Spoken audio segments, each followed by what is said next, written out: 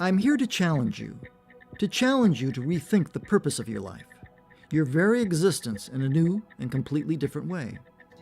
I've always wondered, does anything lie beyond this physical life, or when we die, does it all just fade to black, nothingness? If there is a hereafter or heaven, what effect, if any, does our lives here have on it?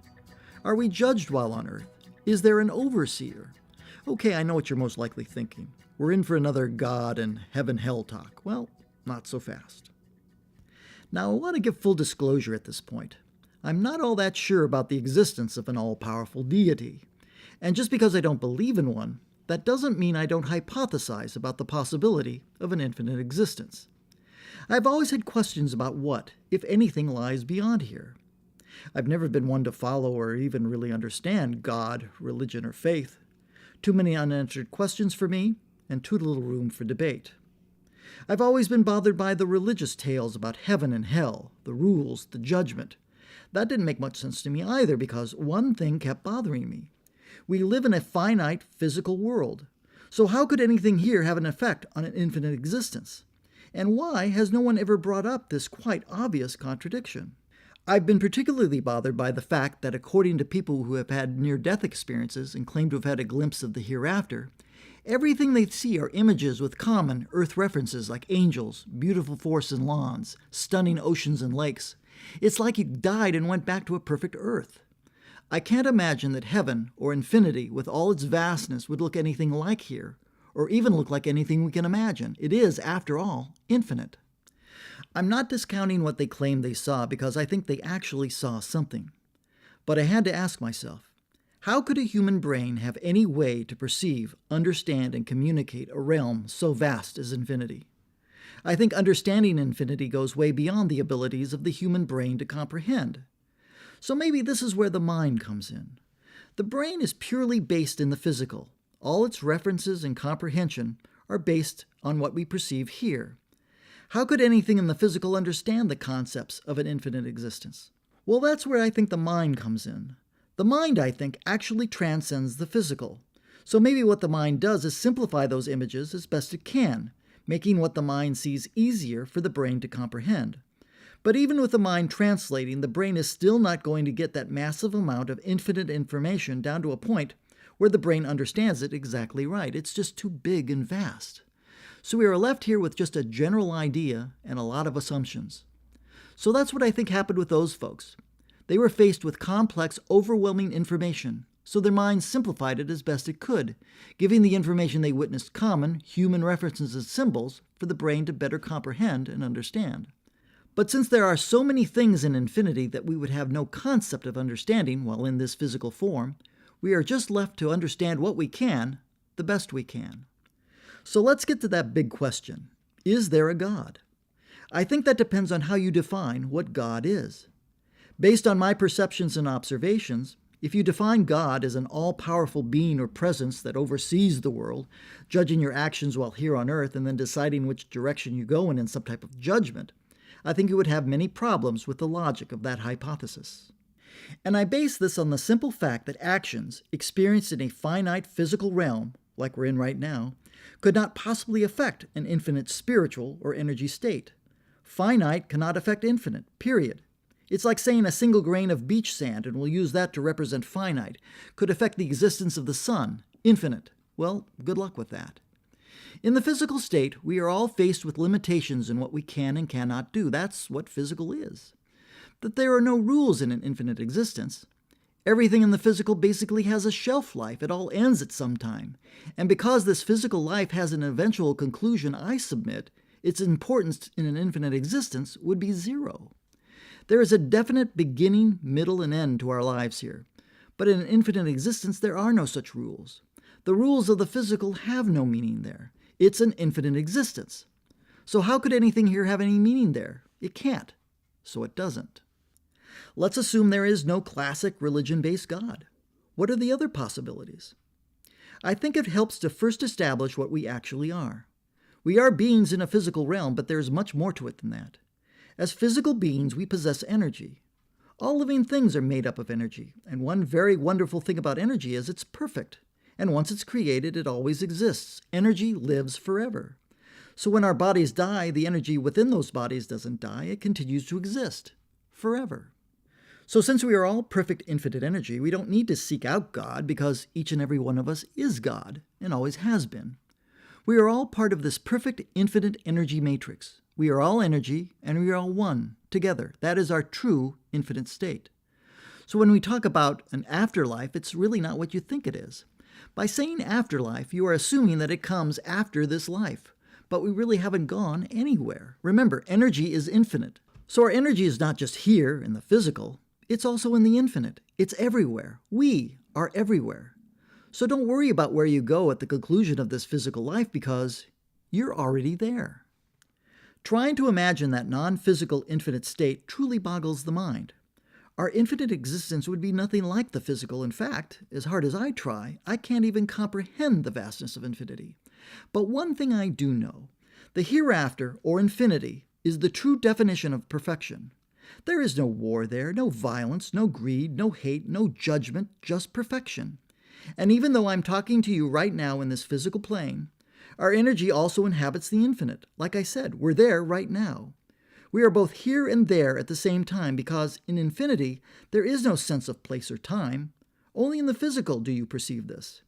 In infinity, you need not concern yourself with yesterday, today, or tomorrow. They don't exist. In fact, no measure of time exists in that realm. You exist there in a constant state of now. But we perceive ourselves in the physical right now, so we need to concern ourselves with getting around in a physical world. Our energy, which is not a solid substance, needs some type of vehicle to function in the physical world. That's where the physical body comes in. The body is actually like a puppet that some of our energy uses so it can navigate in a physical world. Not only that, but the physical body also provides our energy with some unique abilities, physical emotions. Being physical, we run the whole gamut of emotions: love, hate, compassion, greed, sympathy, anger, and so much more. We're a walking soap opera. In infinity, emotions aren't necessary. You have achieved perfection in that realm, and the only emotions that would really serve any purpose would be love and joy, because that's the definition of perfection. Physical emotions, though, are not just expressions used in the physical body, but are the basis of the very existence of the universe. You see, our universe is expanding, getting bigger and bigger all the time. As the universe expands, it's necessary for energy to fill that ever-expanding void. This is where physical emotions come in, and the actual reason for our physical existence. Our purpose in the physical is to create energy, and this is done through the expression of physical emotions. Every living thing on this planet has some type of emotions. Scientists have now learned that even plants have basic emotions. And have you ever noticed whenever you experience a strong emotion, something like fear or anger, but even love, it produces a sensation you can actually feel. What you are feeling is the creation of energy. Energy that is placed in the ever-expanding universe. It's like we're all individual power plants producing energy. So you might be thinking, you mean this small little planet is producing all the energy for this universe? Yes. Because in infinity, size doesn't matter. And think about this. Physicists now strongly believe in the existence of parallel universes, that we could very well be living our lives in every scenario possible right now simultaneously in different universes. So there could be an infinite number of you living your life as anything or anyone you could possibly imagine, experiencing any number of energy-producing emotional responses.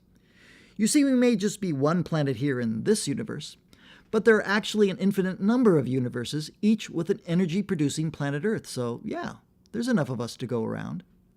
Here's another thing to consider. The negative emotions like fear and hate, because they are such powerful, intense emotions, also tend to be the most powerful energy producers. Have you ever considered all the centuries we humans have inhabited this planet?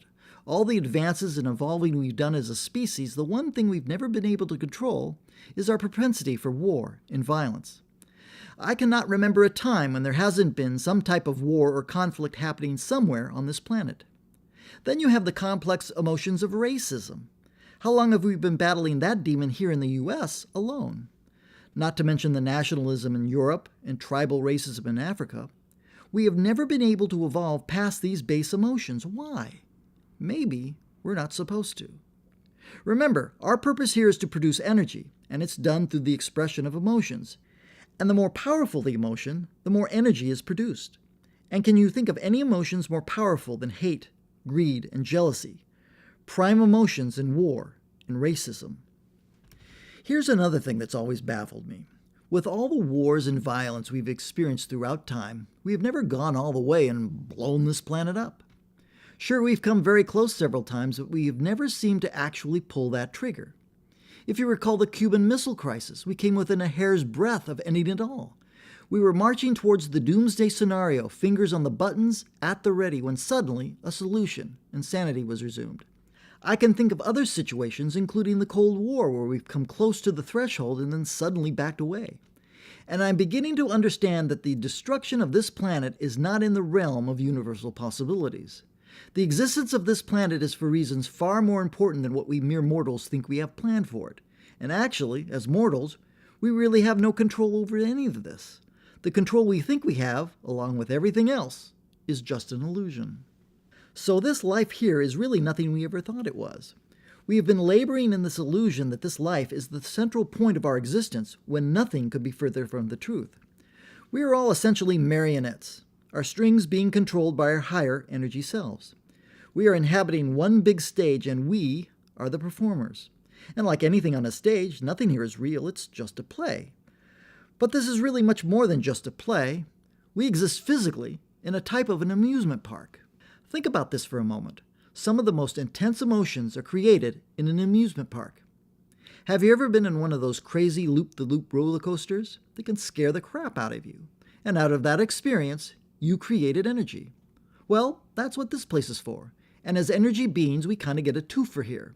We get to experience all these rich, intense physical emotions, emotions that can only be felt while in the physical state, and you create new energy to sustain the ever-expanding universe all at the same time.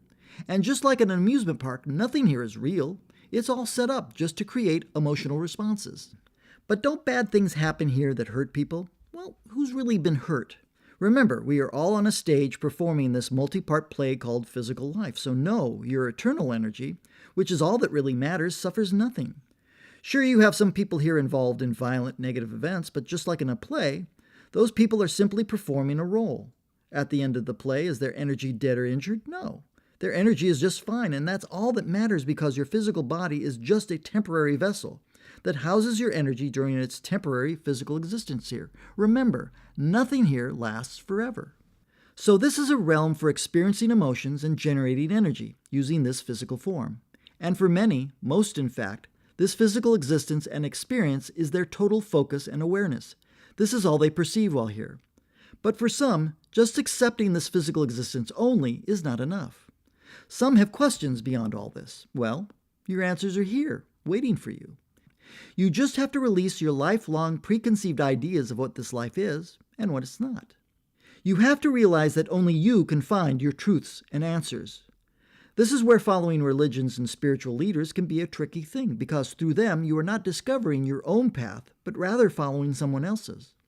Discovering your own way is a very personal, somewhat solitary course. It is, after all, your path and yours alone.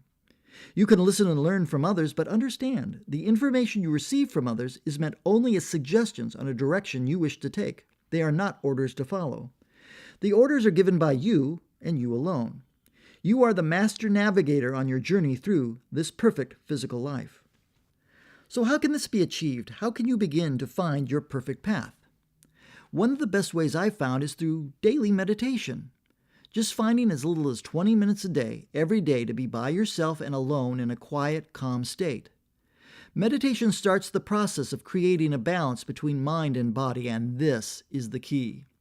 The more you do this, the easier it is to create this state throughout your life. The challenging part is committing to this and making it a part of your daily life. This is not a one-size-fits-all procedure, though. Everyone is different, so you need to find the techniques that work for you. This will take some time, some trial and error, but once you find the proper fits, the journey begins towards peace, balance, and enlightenment. For many of us, this path towards enlightenment is not a consideration. They are here to produce energy and fully embrace this human, mortal existence, and that's just fine. But for some, they seek an additional meaning and experience in this life. We can all choose our own perfect paths here on Earth. It's all fine because no matter what you choose to do, you are still experiencing emotions and thus creating energy. So if you wish, you can choose to make this life a fulfilling physical and spiritual experience.